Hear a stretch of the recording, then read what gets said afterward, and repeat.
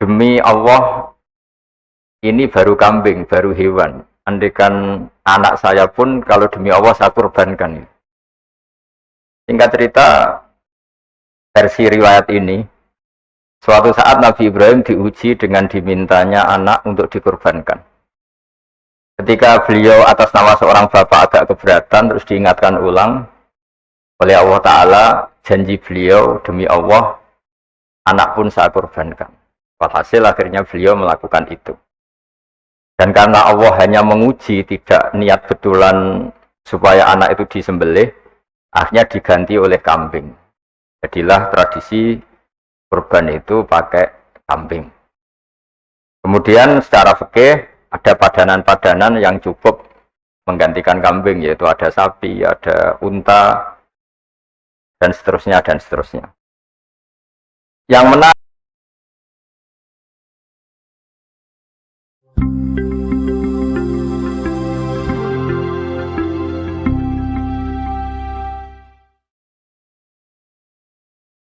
Idul Adha itu dari kata id itu kembali banyak nikmat atau terulangnya nikmat-nikmat yang diberikan oleh Allah Subhanahu wa Ta'ala. Kemudian Al-Adha ini banyak yang mengatakan terkait dengan ibadah penyembelihan kurban, disebut Idul Adha atau Idul Kurban. Saya cerita sedikit tentang sejarah Idul Adha. Dulu ada seorang malaikat yang menjelma sebagai manusia, dan beliau ini komunikasi dengan Nabi Ibrahim. Sebelum saya cerita jauh, saya katakan juga, saya ingatkan lagi bahwa cara berpikir kita sebagai mukmin itu harus berpikir awal khilqah. Awal kita dijadikan oleh Allah Ta'ala, yaitu Nabi Adam materinya dari tanah, nyatanya bisa jadi Nabi Adam. Kita dari sperma, nyatanya bisa jadi manusia dengan konstruksi yang sempurna. Dengan cara seperti ini, nanti bayangkan kekuasaan Allah yang tidak terbatas menjadi mudah. Saya teruskan, si malaikat tadi tanya ke Nabi Ibrahim, saya minta kambing kamu. Oh ya, silahkan, asal kamu melantunkan kalimat tasbih. Terus dibaca tasbih, indah sekali, merdu. Bisa minta tambahan kambing? Ya, sampai beberapa kali. Demi Allah, ini baru kambing, baru hewan. Andaikan anak saya pun kalau demi Allah saya kurbankan. Singkat cerita, versi riwayat ini, suatu saat Nabi Ibrahim diuji dengan dimintanya anak untuk dikurbankan.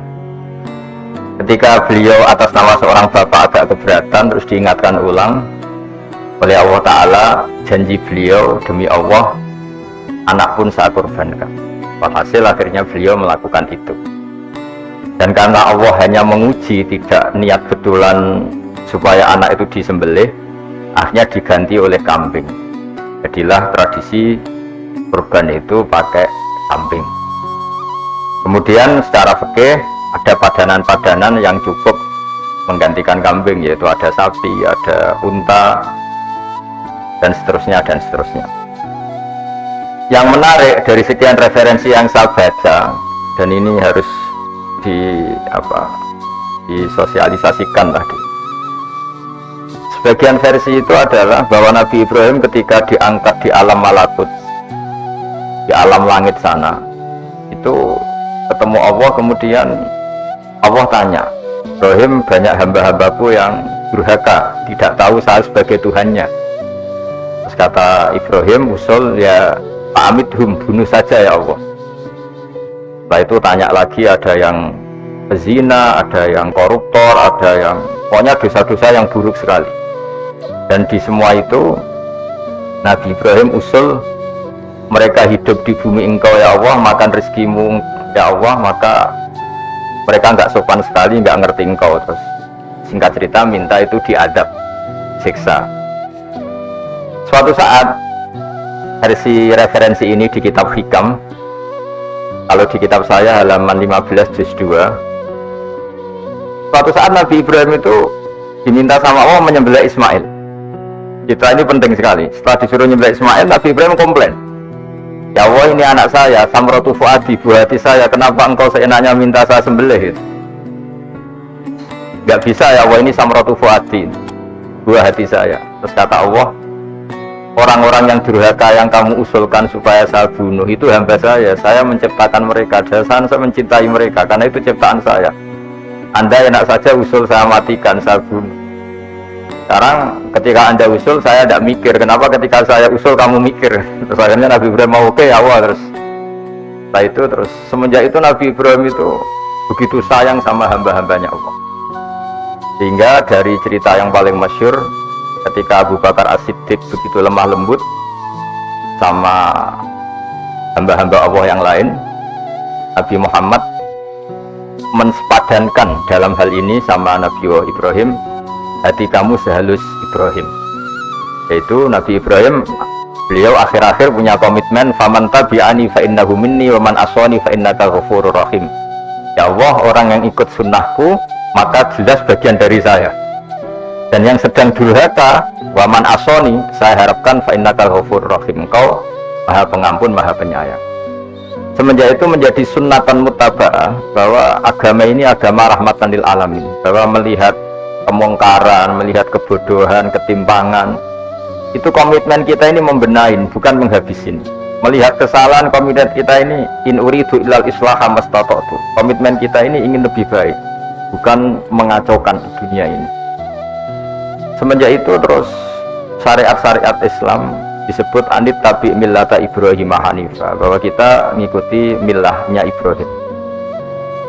Sebab itu kemudian setelah ini menjadi sunnatan muttaba'ah, bahkan banyak ulama yang berpendapat ketika Rasulullah SAW Mi'raj itu dari sekian Nabi Ulul Azmi yang nggak ketemu itu Nabi Nuh. Nabi Nuh alaihissalam, padahal termasuk Nabi Ulul Azmi. Itu banyak yang menganalisis karena Nabi Nuh itu pernah berdoa, Qabila tadar alal ardi minal kafirina dayar. Nabi Nuh adalah Nabi yang pernah cara Jawa masuk no kaumnya, mendoakan buruk sama kaumnya, dan itu tidak manhaj, tidak metode yang Nabi Muhammad disuruh ikut metode itu, tapi Nabi disuruh ikut manhaj atau pola sosiologi, pola dakwah atau pola sosial yang harus mengikuti Nabi Ibrahim, anit tabi millata Ibrahim Hanifah. Nabi Ibrahim itu orang yang sangat lemah lembut, yang ngendikan faman tabi'ani fa innahu minni wa man asani fa innaka ghafurur rahim. Sebab itu teman-teman yang di Kanada, yang di mana-mana, kita ngikuti status ilmu hakikat. Di ilmu manusia, negara ini milik Kanada, milik Amerika, milik Eropa misalnya, atau milik mana sajalah. Tapi di status ilmu hakikat, semua itu milik Allah.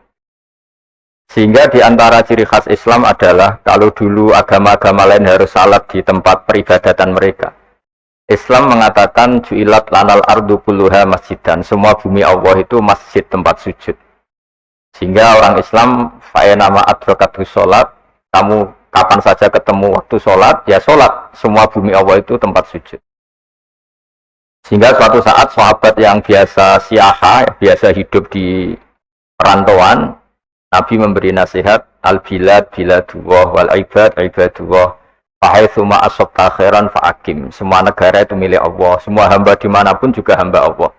Kamu di mana saja mendapatkan kebaikan, ya silakan berdomisili di situ. Saya pernah di Korea, itu asik karena itu yang orang-orang katanya teman-teman saya ini di rumah itu nggak kiai, Gus. Sering di sawah, sering di Tegal. Gara-gara di Korea jadi mufti gitu. Karena nggak ada kiainya gitu. Jadi orang-orang yang nggak jadi kiai di Jawa, mungkin kalau di luar Jawa atau di luar Indonesia malah jadi kiai gitu. Artinya gini, pentingnya jadi kiai bukan menjadi gagah, itu enggak, tapi begini. Dulu bawaannya rakyat itu kan kalau ke masjid komplain, ada masjid bocor, ada keran yang kurang baik. Kalau sudah jadi kiai itu tahu rasanya. Betapa nata masjid itu susah, ngelola masjid itu susah, nyari imam itu juga susah, melanggengkan jamaah juga susah. Jadi pentingnya jadi kiai itu bukan gagah-gagahan jadi imam, tapi bertanggung jawab atas proses yang berjalan. Jika dulu di antara nasihat bapak saya, Bapak itu termasuk orang yang nggak suka sama orang tawadhu, orang yang sopan. Dulu saya juga iskal itu janggal. Kata bapak, wong tawadhu itu apik, orang sopan itu baik. Tapi biasanya itu cara orang menghindari tanggung jawab. Disuruh jadi kiai nggak mau. Tapi kalau ada kiai salah komplain itu. Disuruh jadi menteri nggak mau, kalau ada menteri salah komplain itu. Disuruh jadi apa nggak mau. Kesannya tawadhu, tapi sebenarnya hanya menghindari tanggung jawab. Disuruh pidato nggak mau, disuruh jadi MC nggak mau. Tapi kalau ada orang salah komplain. Jika kata bapak tawadhu itu baik, asal tawadhu betul. Gitu. Tapi kebanyakan nggak, tawadhu itu menghindari tanggung jawab sambil cari salahnya orang lain. Nah ini yang tawadhu yang akhirnya kurang baik. Nah teruskan. Jadi Nabi Ibrahim ini panutan yang luar biasa. Beliau adalah orang yang alami sekian proses sosial yang akhirnya diakui sebagai Khalilur Rahman, orang yang sangat dicintai Allah Ta'ala. Di antara sebab dicintainya Nabi Ibrahim adalah seperti yang dialami Nabi Adam. Nabi Adam ketika turun di bumi, itu keresahan pertama itu bukan karena kurang makanan atau kurang minuman, itu enggak. Beliau turun di bumi, mendapati bangsa yang lain, kalau dalam kitab disebut Banul Jan. Itu dia janggalnya Masya Allah. Ini orang makhluk-makhluk ini kok tidak kenal sama Allah yang menciptakannya. Kan aneh ya kalau kita hidup di Kanada terus nggak tahu PM-nya siapa, Perdana Menterinya siapa, kita hidup di Indonesia nggak tahu presidennya siapa. Itu kan aneh. Kita hidup di kampung nggak ngerti lurahnya siapa aja aneh. Ini hidup di buminya Allah kok tidak tahu Allah itu siapa. Nggak pernah menyebut Allah. Padahal harusnya yang paling dikenal pertama itu ya zat yang menciptakan kita, menciptakan langit bumi dan sebagainya. Sehingga beliau itu gerutu itu komplain. Ya Allah ini enggak fair dunia ini, engkau yang menciptakan, engkau yang memberi rezeki, kemudian mereka tidak kenal engkau. Ini kata Nabi Adam alaihissalam. Barokahnya komplain itu, jadi komplain itu yang diridhoi Allah juga banyak. Akhirnya Allah meridhoi Nabi Adam, dosa-dosanya, salahnya itu diampuni. Ya ukuran seorang nabi beliau dianggap salah itu diampuni karena keresahan beliau itu takut Allah nggak dikenal. Nah, masjid yang di Kanada di Montreal juga ketakutan kita ini jangan sampai orang Islam tidak punya tempat ibadah. Meskipun setelah punya tempat ibadah, ketakutan kita jangan-jangan ibadahnya tidak sesuai sunnah Rasul.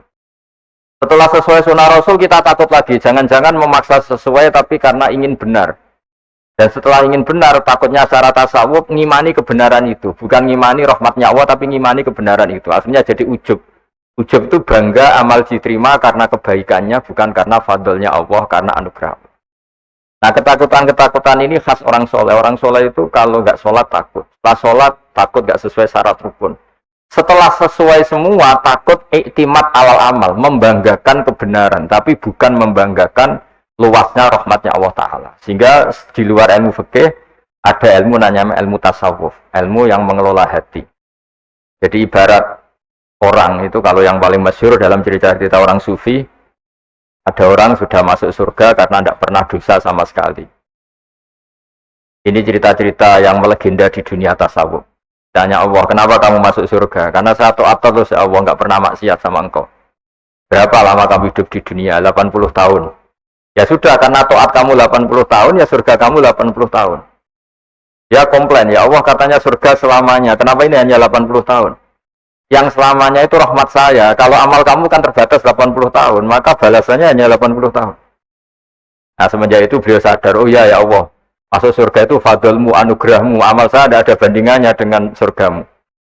Nah ini jadi sehingga keyakinan ahli sunnah wal jamaah diantara ciri khasnya adalah masuk surga itu karena fadlnya Allah, karena anugerahnya Allah. Maksudnya itu, oke, kita amal, tapi amal kita tetap terbatas. Tidak memberi kontribusi pada kerajaan Allah, pada kedikjayaan Allah sebagai Tuhan.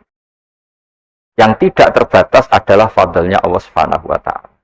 Nah, keresahan-keresahan ini kemudian yang diwariskan oleh para nabi ke ulama-ulama. Di keresahannya ulama itu mirip-mirip keresahan nabi. Nabi dulu itu sampai dakwah, sampai sosialisasi kebenaran itu takut Allah itu la yuzkaru fi mulki, Allah tidak disebut, tidak menjadi aktor. Kan tidak fair kita misalnya nempat di negara orang terus nggak tahu duta besarnya siapa, terus kalau ngurus paspor di mana, ngurus visa di mana. Ini sama, kita hambanya Allah tapi nggak pernah ngurus status kehambaannya. Harusnya kita ngurus status kehambaan kita dengan sholat, berarti kehambaan kita hidup. Dan baca tasbih berarti kehambaan kita hidup.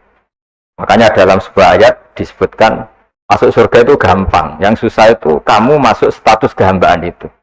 Makanya disebut ya aja Tuhan nafsul mutmainnah irji'i ila rabbiki radiyatan mardiyah. Pertama apa? Fadkhuli fi ibadi. Kamu harus masuk status sebagai hambaku dulu. Baru wadkhuli jannati, baru kamu masuk surga. Jadi orang boleh nikmati fasilitas negara lain kalau visa paspornya disahkan. Orang boleh masuk surga kalau status kehambaannya disahkan oleh Allah Subhanahu wa taala. Nah, lalu status kehambaan itu dimulai dari mana? Secara fisik kita sujud. Anggota tubuh yang begitu terhormat namanya kepala kita tundukkan kepada Allah taala. Hati kita, akal kita yang ingin menguasai dunia misalnya, ambisi itu kita kalahkan untuk hanya tunduk kepada aturan-aturan Allah Subhanahu wa taala. Kekhawatiran kita akan menghadapi alam akhirat, nah ini yang penting. Nanti setelah kita mati kayak apa, jadi debu, jadi tanah, lalu bangkit kita gimana? Sebagaimana mukadimah saya, ingatlah an-nas atil ula. Ingatlah penciptaan pertama, bahwa Allah punya reputasi menciptakan Nabi Adam dari tanah, dan di tubuh Nabi Adam itu tersimpan calon generasi berikutnya ila yaumil qiyamah. Kayak apa susahnya bikin Nabi Adam kalau andekan kita boleh berpikir. Bikin satu master manusia yang akan melahirkan manusia seluruh dunia. Ibaratnya chipnya itu sudah ada di punggung Nabi Adam. Dan itu materinya dari tanah. Dengan berpikir gitu, maka ketika kita meninggal, sudah jadi tanah, kembali lagi jadi manusia adalah hal yang mudah. Karena Allah punya reputasi menciptakan manusia super, yaitu Nabi Adam dari tanah. Jika setiap kali kita iskal janggal terhadap kekuasaan Allah, kata Allah Ta'ala, Qul yuhihal ladzi ansha'aha awwala marrah. Kalau kamu janggal terhadap kemampuan saya, kemampuan kami menghidupkan tulang belulang yang sudah rapuh, sudah hancur, maka ingatlah reputasi saya, kata Allah, reputasi kami menciptakan Adam dari tanah. Ya, para nabi itu, ini semoga teman-teman yang di Kanaja masih ingat betul iman yang dilatih para guru kita di Jawa, di Indonesia. Para nabi itu saking imannya sama Allah, itu tidak ada, sampai kasarnya itu nggak tahu bedanya antara hal itu masuk akal maupun tidak. Saya beri contoh begini, kalau dalam ilmu tauhid, dan ini harus kita latih terus sampai ketemu Allah Ta'ala. Ketika telur jadi ayam, itu sebetulnya itu kita juga tidak ikut mampu bikin telur jadi ayam. Tapi berhubung sering terjadi, kita bilang telur jadi ayam itu mungkin. Mungkin itu ya mungkin sering terjadi.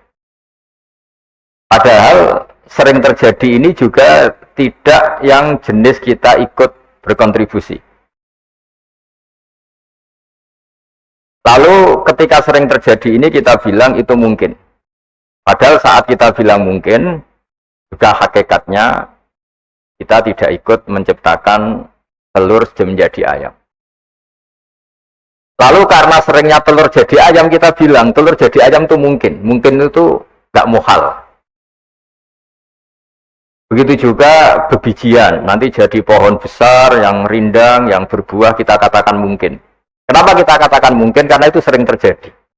Toh kita pun tidak ikut menciptakan biji jadi pohon besar, telur jadi ayam. Artinya apa? Zaman sesuatu itu sering terjadi, kita pun sebetulnya tidak pernah ikut menciptakan. Hanya menyaksikan sering, terus kita bilang itu mungkin. Tapi kita tidak memberi kontribusi sama sekali. Semua itu karena kudrohnya Allah, kemampuan Allah. Lalu ketika ada orang yang bilang batu ini bisa melahirkan onta, kita bilang muhal, batu itu tidak mungkin melahirkan onta. Tapi kalau seorang nabi itu nggak tahu bedanya antara batu melahirkan onta dengan indukan onta melahirkan onta. Karena nabi-nabi itu makomnya sudah sangat tinggi. Ketika onta induk melahirkan onta juga tidak atas kemampuan onta induk. Onta induk tidak punya kemampuan menciptakan onta. Juga karena kudrohnya Allah Ta'ala. Sehingga kalau batu mengeluarkan onta juga mungkin kalau Allah menghendaki. Hingga ketika Nabi Soleh diminta kaumnya, apa bukti engkau Nabi? Tunjukkan ayat kalau engkau Nabi. Yang kamu minta apa? Seekor onta keluar dari batu besar ini. Nabi Soleh dengan entengnya berdoa sama Allah dan keluarlah onta keluar dari batu. Nah itu makom yang paling tinggi. Makom paling tinggi itu kita mendudukkan Allah sebagai zat yang tidak terbatas kudrohnya. Hingga para nabi itu terus punya mukjizat. Nah, mukjizat itu untuk mengingatkan ulang bahwa Allah itu tidak terbatas kemampuannya. Bagaimana unta keluar dari batu besar zaman Nabi Soleh, zaman Nabi Muhammad air keluar dari jemarinya Rasulullah SAW, Nabi Ibrahim dibakar tidak mempan, tetap sehat, tetap bugar. Karena semua ini sebagai bukti bahwa kudrahnya Allah tidak terbatas. Nah, iman-iman seperti ini harus kita jaga. Apapun rasionalitas kita, dan meskipun kita selalu rasional, tetap menyisakan iman bahwa kudrah Allah itu tidak terbatas. Sehingga ketika ada cerita kematian orang soleh itu ditangisi langit dan bumi, kita tidak usah iskal, tidak usah jangkal, masa bumi bisa menangis? Karena kita yang sekarang bisa nangis adalah materinya dari tanah, materinya dari bumi. Terus iman ini kita jaga sehingga kalau kita yasinan, masih ingat Allah kalau mengingatkan kudrahnya yang tidak terbatas, manusia disuruh ingat qul yuhyihal ansha'aha awwala marrah. Kamu harus ingat bahwa Allah itu yang menghidupkan kamu, menghidupkan semuanya ketika kamu belum menjadi seperti ini. Jadi intinya itu kita ingat meskipun telur itu lazim jadi ayam, tetap tidak karena kudrahnya ayam itu, tapi karena kudrahnya Allah. Indukan unta melahirkan anak unta juga bukan kemampuan indukan unta, karena ini juga makhluk yang lemah, tapi juga kemampuan Allah Subhanahu wa Ta'ala. Jika dengan demikian kita termasuk hamba Allah sesuai target yang diingatkan Allah.